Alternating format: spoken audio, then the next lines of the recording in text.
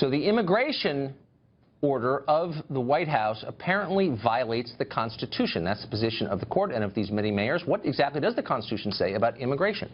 David Cortese is on the Board of Supervisors for Santa Clara County, California, which was a party in the lawsuit, and he joins us now. David, thanks for coming on. Yeah, thank you. So here's the statement that your county issued after this court order. Santa Clara County sent a strong message to the Trump administration today that the county will continue to uphold the U.S. Constitution and protect the rights of all of its residents despite threats. What constitutional rights specifically are you upholding here? Well, the executive order was riddled with constitutional problems, and according to Judge Orrick, it was a sweeping victory today. We can't hold people as a county without due process, without probable cause, without a warrant in a criminal jail for a civil violation. We knew that. We knew the President of the United States can't usurp the spending powers of the United States Congress and can't interfere with local control by trying to coerce people and counties by threatening to take away billions of dollars of federal funding that's completely unrelated to his policies. Okay, you packed a lot in that response. Let's go point by point here.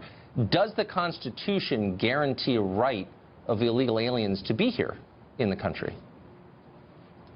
The Constitution guarantees the right of all persons to due process, regardless of status, and that's pretty clear in a plain reading of the Constitution of the United States. Do you believe that people in Santa Clara County who are here illegally have a right to be here? We don't do deportation here. We do criminal law. We do civil law. That's what the state of California allows us to do as a county. Right. It's up to ICE and Homeland Security to determine who's entitled to be here and who's not entitled to be here, and we leave that up to them. But what's your opinion? I mean, you all took issue with this executive order. You brought it to court. You're happy with the result. You're celebrating it. Do people in Santa Clara County, California, there illegally have a right to be there, yes or no? I'm telling you that when the President of the United States tells us to detain people without probable cause, without a warrant, without due process in a jail, even though they do not have a criminal record, whether or not the President of the United States tells us to do that, it's a violation of the Constitution of the United States. Right, okay, so you're not answering the question. We're not going to do that. We're not going to detain people. That's not, of course, what the President's saying. He's saying uphold federal immigration law, and if you don't, there is going to be a consequence. We're going to take your federal funds away. So you're basically establishing a principle here that the federal government has no right to tell local governments how to behave, and it can't punish them if it disobeys. So if, I don't know, Jackson, Mississippi decided to resegregate the schools, would it be okay for the administration to pull federal funding?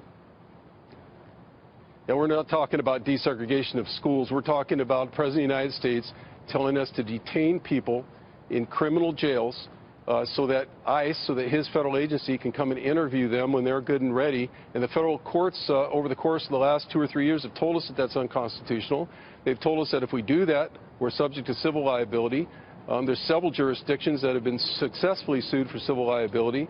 But the President of the United States is saying, I don't care what the federal courts say, do it anyway. I want you to do the Secure Communities Program, is what he calls it, a program that was dismantled by Homeland Security voluntarily last year, and this president comes along and says, do it anyway.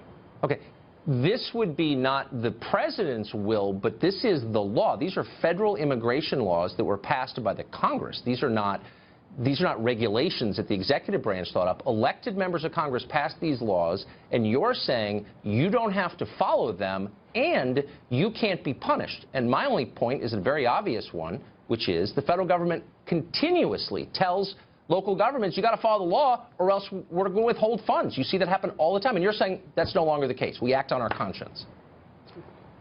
Yeah, this judge says you cannot coerce local governments by withholding funds, especially those funds that are unrelated to the policy objective that you're trying to achieve. That's what this president did. It is the President of the United States. It's an executive order. It wasn't directed at Congress. It was directed at local cities and counties across the country. You had over 400 local cities and counties joined together saying this is usurpation of power. This violates the Constitution of the United States. It violates separation of powers. Thank God for the judicial branch, because we have an executive branch that's trying to direct local governments when they're not empowered to do so. They're trying. This executive branch is trying to usurp Congress's power. Please spare me the lecture, because you've just elided over a fact that you're ignoring, which is we just had 8 years of this happening. the Obama administration threatened to withdraw federal funds from states that didn't go by its transgender bathroom policies. Was that unconstitutional also? Well, I'm here to tell you that since 2010, we made the decision here, along with Cook County, 2 counties in the United States of America stood up to Homeland Security and ICE and said, we are not going to hold people in an unconstitutional manner despite whatever requests you make. We've been vindicated. We're not only vindicated today, we've been vindicated by every court that's looked at the issue. I'm sorry. And I've given you an anyway. opportunity to give your editorial. I'd like you to answer my question, which is a very simple one. There's a precedent being set here by a federal judge that states do not have to comply with federal law and can't be punished for not doing so. That is a major departure from where we've been for my whole lifetime. Do you think that the Obama administration was right to threaten a withholding of federal funds from states that didn't comply with its transgender bathroom laws? That's orders. That's a really simple question. I'm telling you that this is the first president of the United States that's threatened with an executive order to withhold, in our case, up to $1.7 billion from us. It's unconstitutional for him to try to wield that kind of power. The federal court agreed with us today. That's not true. The Constitution of the United States. That's not true. The Constitution of the United States. It is true. It's not true. The Obama administration threatened to withhold funds from Indiana for messing with Planned Parenthood funding. The Carter administration threatened to withhold federal funds for people who didn't obey the 55-mile-an-hour speed limit. This has been going on a long time, and you're saying that because you don't like a law, you don't have to comply with it, but every other taxpayer in America still has to send you money. So where does this come from? This is a brand new thing. At least acknowledge that. It doesn't matter what I say. The federal courts today acted. They said what we already knew, and what you should know is that the Constitution of the United States is the law of the land. It's paramount. Whatever you're talking about in terms of federal codes or agency rules. I'm not talking about federal codes or agencies. I'm talking about federal laws. And when you ignore them, does the federal government have a right to punish you? And you're saying no. So what you're saying is basically California is its own country now. And if that's the way you want to go, good luck defending your borders, I guess would be my point.